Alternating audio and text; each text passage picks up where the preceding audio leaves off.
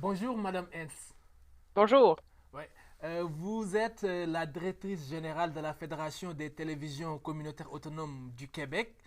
Et, là, le 19 mars, vous avez publié un communiqué commun avec l'Association des médias écrits communautaires du Québec et l'Association des télédiffuseurs communautaires du Québec pour dénoncer le fait que le budget provincial 2026 n'accorde pas une place, n'a pas une mesure vraiment qui vise les médias communautaires.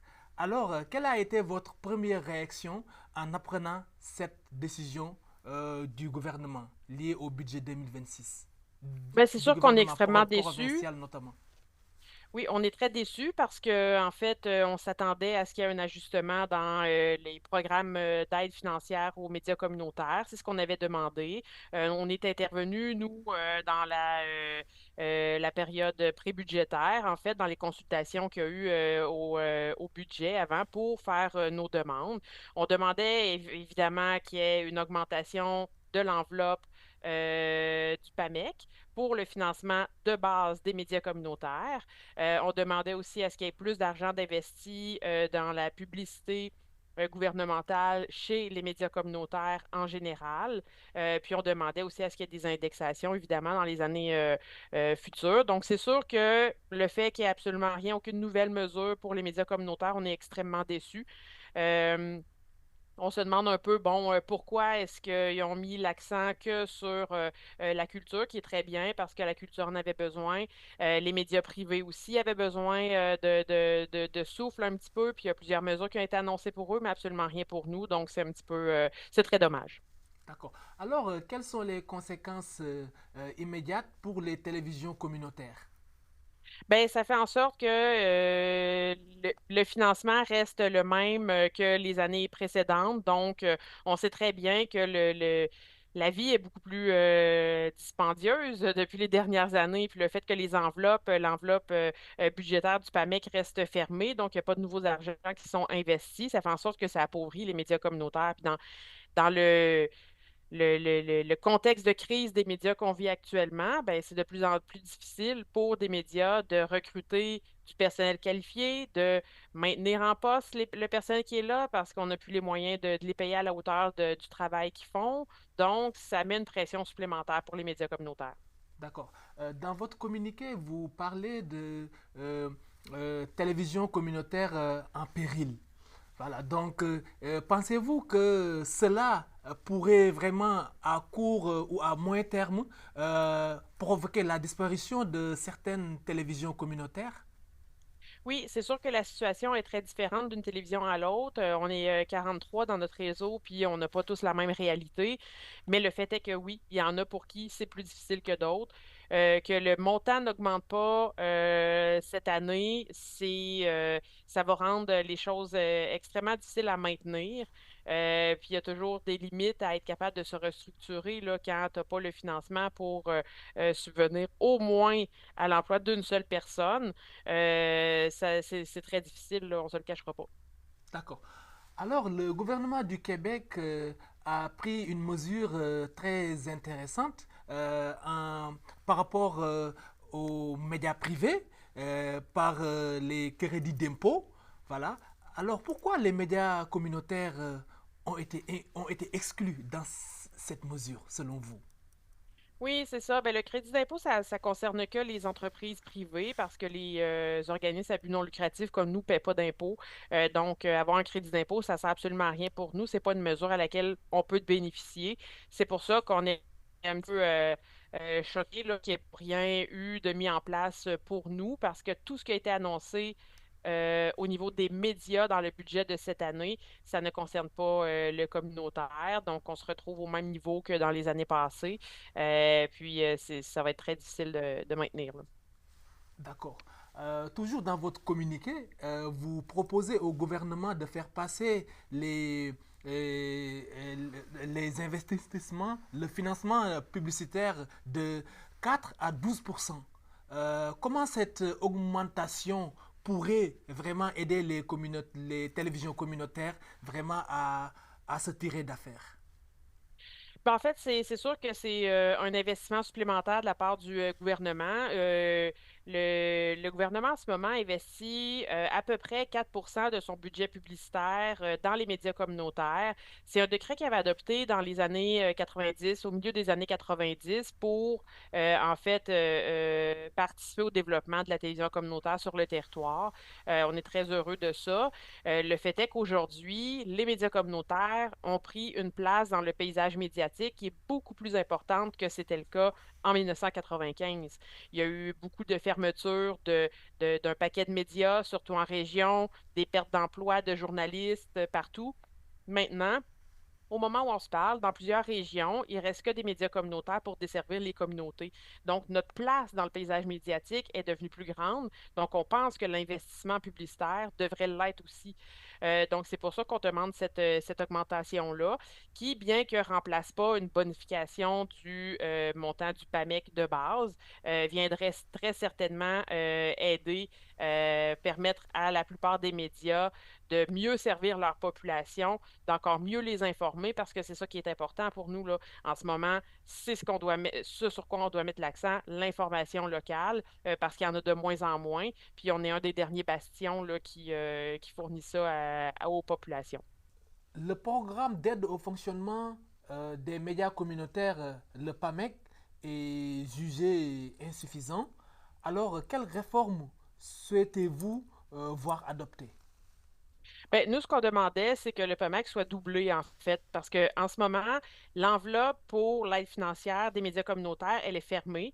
Donc, le montant, il ne change pas d'une année à l'autre. Donc, quand il y a des changements, ça se fait à l'intérieur de l'enveloppe. Donc, quand il y a des télévisions qui reçoivent plus d'argent, ça veut dire qu'il y en a d'autres qui reçoivent moins d'argent. Donc, il n'y a pas de réel, il n'y a pas de nouvel argent qui est injecté, malheureusement. Nous, ce qu'on veut, c'est que ces montants-là soient doublés pour au moins pouvoir permettre de payer une ressource à temps plein avec un salaire qui a de l'allure à chaque média communautaire, parce qu'en ce moment, c'est pas le cas. Les montants qui sont reçus payent même pas un salaire complet à temps plein. Donc, on considère que c'est pas normal, puis c'est pas suffisant pour opérer un média communautaire. D'accord. Alors, vous soulignez également que les bénévoles jouent un rôle clé dans le fonctionnement et le maintien des médias communautaires. Pensez-vous que ce modèle est vraiment viable sur le long terme? Oui, ben c'est un des modèles en fait que je pense qui est le plus viable et efficace en ce moment, surtout dans les régions mal desservies par les médias traditionnels, parce que il y a eu énormément de fermetures de journaux, de radios, même de télévision, de postes, de coupures de journalisme partout en région, mais il y a à peu près pas de fermeture de médias communautaires parce que nous, on est ancrés dans nos milieux, les gens ont confiance en ce qu'on fait. On a l'appui des populations, puis justement, on travaille avec les populations locales pour offrir le service d'information qui n'existe pas ailleurs. Donc, je pense que oui, c'est un modèle qui vaut la peine d'être soutenu, en fait, parce que c'est souvent le seul modèle qui reste dans plusieurs régions qui sont mal desservies en ce moment par les réseaux privés et publics. D'accord. Alors, les médias privés se contractent de plus en plus.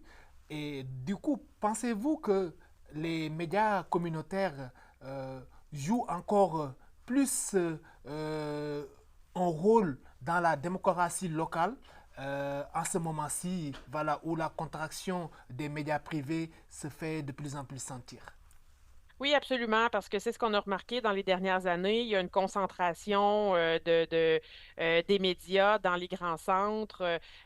Malheureusement, quand il y a des coupures qui sont faites, c'est souvent les régions qui écopent, surtout les régions plus éloignées où c'est plus coûteux de maintenir des services. Donc, ils centralisent tout dans les grands centres. Donc, ça pénalise beaucoup l'information locale.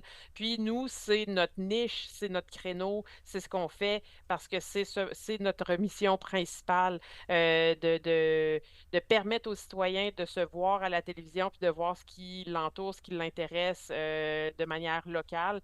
Donc, oui, je pense que l'utilité des médias communautaires est encore plus grand qu'il était avant. Puis, je pense pas que c'est quelque chose qui va être moins important dans le futur. Au contraire. D'accord. Alors, avez-vous eu une discussion avec le gouvernement du Québec récemment et pensez-vous que le gouvernement est vraiment ouvert à une discussion et à revoir sa décision? Oui, c'est sûr qu'on leur a parlé. Est-ce qu'il est ouvert à revoir sa décision? Le budget est déposé, donc ça serait surprenant, malheureusement. Est-ce qu'il y aurait peut-être moyen qu'ils trouvent de l'argent ailleurs? Oui, c'est toujours possible. C'est toujours possible de travailler avec des contraintes. Puis on verra où ça va mener. C'est sûr que nous, de notre côté, on lâchera pas. On va continuer à représenter les télévisions communautaires. Puis on va continuer à convaincre la population, mais les élus, d'investir un peu plus chez nous parce qu'on est essentiel et le travail qui est fait doit être reconnu. Est-ce que j'espère que ça change en la prochaine année? C'est difficile à dire. J'ai pas de boule de cristal. On sait très bien que c'est un gouvernement qui est en mode pur. Il y a eu des coupures d'annoncés dans les derniers mois en santé, en éducation. Tous les ministères se sont fait demander par le Conseil du Trésor de trouver des moyens d'économiser, de couper. On n'est pas les seuls. On n'est pas les seuls à vivre ça. Et c'est un gouvernement aussi, on approche d'une période préélectorale.